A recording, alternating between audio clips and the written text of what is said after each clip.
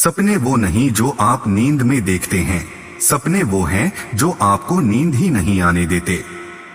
ये शब्द हैं उस व्यक्ति के जिसने भारत को अंतरिक्ष और रक्षा क्षेत्र में नई ऊंचाइयों पर पहुंचाया, डॉक्टर एपीजे अब्दुल कलाम। उनका जीवन सिर्फ एक सफल वैज्ञानिक या भारत के राष्ट्रपति बनने तक सीमित नहीं था, बल्कि वो एक ऐसे प्रेरणा स्रोत थे जिन्होंने अपने संघर्ष, मेहनत और विश्वास से करोड़ों लोगों को जीवन में आगे बढ़ने की राह दिखाई। अब्दुल कलाम का जन्म 15 अक्टूबर 1931 को तमिलनाडु के रामेश्वरम नामक छोटे से द्वीप पर हुआ था। उनके पिता मछुआरों को नाव किराए पर देने का काम करते थे और बहुत ही साधारण आर्थिक स्थिति में रहते थे। लेकिन इस कठिनाई भरे माहौल में भी कलाम का सपना बड़ा था। वो बचपन से ही बेहद जिज्ञासु और मेहनती थे। उन्होंने अपने पिता से ईमानदारी और दूसरों की मदद करने की सीख ली। जब बाकी बच्चे खेलते थे, तब अब्दुल कलाम अखबार बांटते थे ताकि घर की आर्थिक मदद कर सकें। कलाम जी के लिए शिक्षा एक ऐसा माध्यम थी जिससे वो अपने सपनों को पूरा करना चाहते थे। उनके पास न तो अच्छे कपड़े थे, न किताबों की भरमार, लेकिन उनके पास था सीखने का जज्बा। उन्होंने स्कूल की पढ़ाई रामनाथपुरम से की और फिर सेंट जोसेफ कॉलेज से फिजिक्स में ग्रेजुएशन किया। लेकिन उनका मन विज्ञान में उड़ान भरने को मचल रहा था। उन्होंने Madras institute of technology (MIT) में एडमिशन लिया, जहां उन्होंने एरोनॉटिकल इंजीनियरिंग की पढ़ाई की। MIT से पास होने के बाद अब्दुल कलाम को एक बड़ा संघर्ष करना पड़ा। उन्हें इंडियन एयरफोर्स में पायलट बनना था, लेकिन वो सिलेक्शन में 9वें स्थान पर आए और सिर्फ पहले 8 का ही चयन हुआ। यह उनके लिए एक बड़ा झटका था, लेकिन उन्होंने हार नहीं मानी। उन्होंने कहा, अगर आप फेल होते हैं तो हार मत मानो, क्योंकि फेल का मतलब है फर्स्ट अटेम्प्ट इन लर्निंग।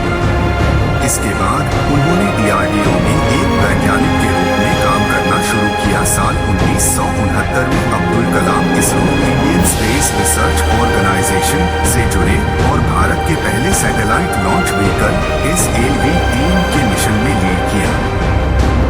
1980 में उन्होंने रोहिणी सैटेलाइट को सफलतापूर्वक अंतरिक्ष में स्थापित किया और भारत अंतरिक्ष की दौड़ में एक नया खिलाड़ी बन गया।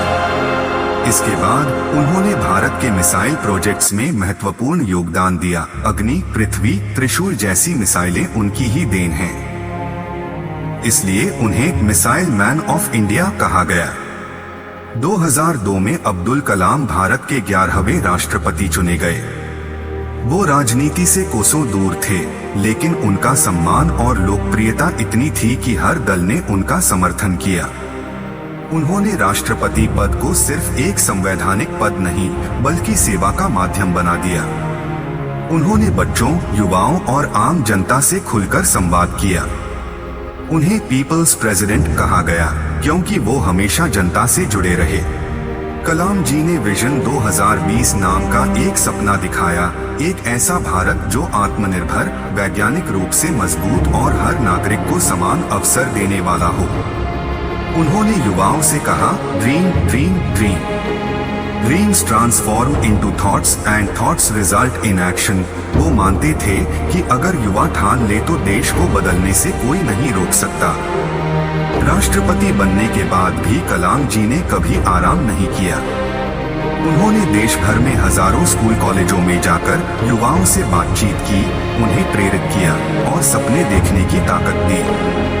वो कहते थे, अगर आप सूरज की तरह चमकना चाहते हैं तो पहले सूरज की तरह जलना सीखो। उनकी बातें केवल शब्द नहीं होती थीं, वो युवाओं के दिल में आग जला देते हैं। 27 जुलाई 2015 को शिलांग में एक कार्यक्रम के दौरान छात्रों को संबोधित करते समय ही उनका निधन हो गया। जिस तरह उन्होंने पूरी जिंदगी देश और शिक्षा को समर्पित की, उसी तरह अंत समय भी एक लेक्चर देते हुए आया। उन्होंने अंतिम सांस तक काम को पूजा माना और सच्चे कर्मयोगी की तरह जीवन जिया। अब्दुल कलाम इसलिए प्रेरणा है क्योंकि उन्होंने ये साबित कर दिया कि किसी भी स्थिति में जन्म लेने वाला व्यक्ति अगर मेहनत करे, सपने देखे और लगातार सीखता रहे तो वो दुनिया की सबसे ऊंची कुर्सी तक पहुंच सकता है। उन्होंने कभी किसी के लिए नफरत नहीं रखी, कभी हार नहीं मानी और कभी खुद को बड़ा नहीं समझा। अब्दुल कलाम सिर्फ एक नाम नहीं बल्कि एक विचार है कि हर इंसान खास होता है, बस उसे अपनी ताकत को पहचानना होता है। उनका जीवन हमें सिखाता है कि कठिनाइयां रास्ता रोक नहीं सकती अगर हमारे अंदर हिम्मत और लगन हो। वो चले गए, लेकिन उनके विचार, उनकी बातें, उनकी लिखी किताबें और उनका सपना आज भी हमारे साथ हैं।